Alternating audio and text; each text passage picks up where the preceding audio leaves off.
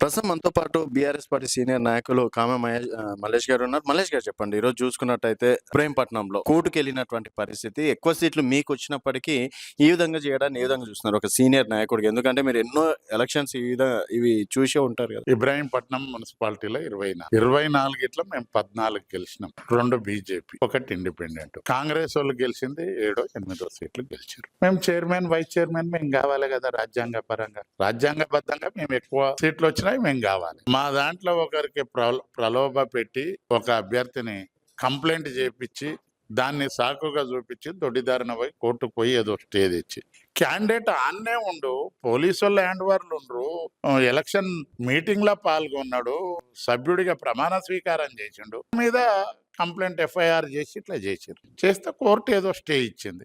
దాన్ని సాకుగా చూపించి court stay ఇచ్చే ముందు కూడా ఎలక్షన్ ప్రక్రియ జరిగింది, చేతులు లేపారు, ఎలక్షన్ జరిగిపోయింది. ప్రెసిడెంట్ గా సుదర్శన్ రెడ్డిని ఎన్నుకోరు చైర్మన్ గా.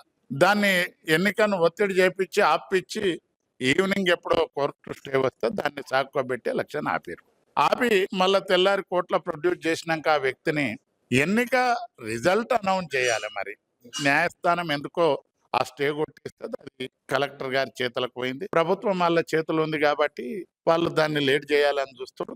ఏది లేట్ చేసినా వాళ్ళు 4 కొట్టుకున్నా మేమే గెలుస్తాం. సో గతంలో బీఆర్ఎస్ నేమ్ కూడా ఈ విధంగా చేసిండ్రు అని చెప్పేసి కొంతమంది లేదు ఎవరినేం ఎత్తుకపోలే. అప్పుడు ఎలక్షన్ కమిషన్ ఆమోదం మేరకు ఎక్స్ అఫిషియో మెంబర్లను పెట్టారు కాబట్టి ఇప్పుడు కూడా పెడతారు కదా ఎక్స్ అఫిషియో. దాని ప్రకారంగానే కానీ అప్రజాస్వామ్యంగా చేసింది ఏం లేదు. అయితే ఇప్పుడు బల్కసుమన్ అరెస్ట్ కావచ్చు, జనగాంలో కూడా ఇలాంటి పరిస్థితి జనగాంలో కూడా మా క్యాండిడేట్ని ఎత్తుకపోవాలని చూసిర్రు. అప్పుడు స్థానిక శాసనసభ్యుడు పల్లా రాజేశ్వర రెడ్డి గారు, మేము, మా కార్యకర్తలు అందరం పోయి కూడా ఆ క్యాండిడేట్ అభిప్రాయం మేరకే మా ఎంబడి వచ్చిండు, తోక ముడుచుకొని పోయారు, ఇన్సల్ట్ అయ్యి. అది ఓకే సార్. ఇప్పుడు బల్కసుమన్ ఇష్యూ అరెస్ట్ అన్యాయం. ఆడ 14-15 మాకుంటే 7 వచ్చిన వాళ్ళు ఎట్లనండి? మంత్రి వివేకానంద కూడా చాలా మంచి ఉన్నత కుటుంబం, మంచి పెద్ద ధనవంతుడు, మంచి బుద్ధి. ఆయన చిల్లర విషయానికి వచ్చేది లేకుండా, పర్సనల్గా నాకు బాగా పరిచయం కాబట్టి చెప్తా ఉన్నా. మంచోడు. నువ్వు వస్తే ఈ ఏదన్నా ఉంటే కిలో వంకాయలు కొంటే 2 కొసరేస్తారు, కానీ 2 కొని కిలో ఎవడేస్తాడండి? నీకు 7 వచ్చినాక ఎట్లా నువ్వు చైర్మన్ అవుతావు చెప్పు. బల్కసుమన్ గారి అరెస్టును తీవ్రంగా ఖండిస్తా ఉన్నాం. సో మొత్తానికి కాంగ్రెస్ పాలన విషయంలో ఫెయిల్ అయిందా, సక్సెస్ అయిందా సార్? 85%, 90% మేము గెలిచినామని చెప్పేసి ఢిల్లీలో చెప్పుకొస్తున్నారు.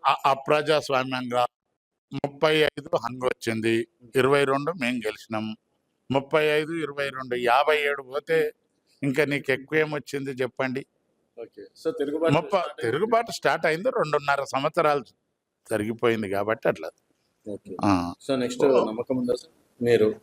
తప్పకుండా ప్రజలు తీర్పిస్తారు కదా, తప్పకుండా మేము గెలుస్తాం.